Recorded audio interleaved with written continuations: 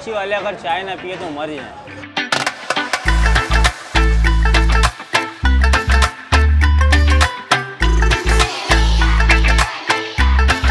चाय एक चाहत है।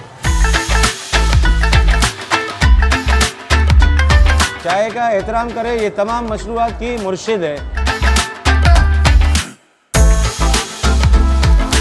धोखे के बाद चाय ऐसी चीज़ है जो इंसान के आगे खोल देती है। जी हमारा तीसरा पीढ़ी है जो ये कैफ़े प्याला पे चलते हुए आ रहे हैं।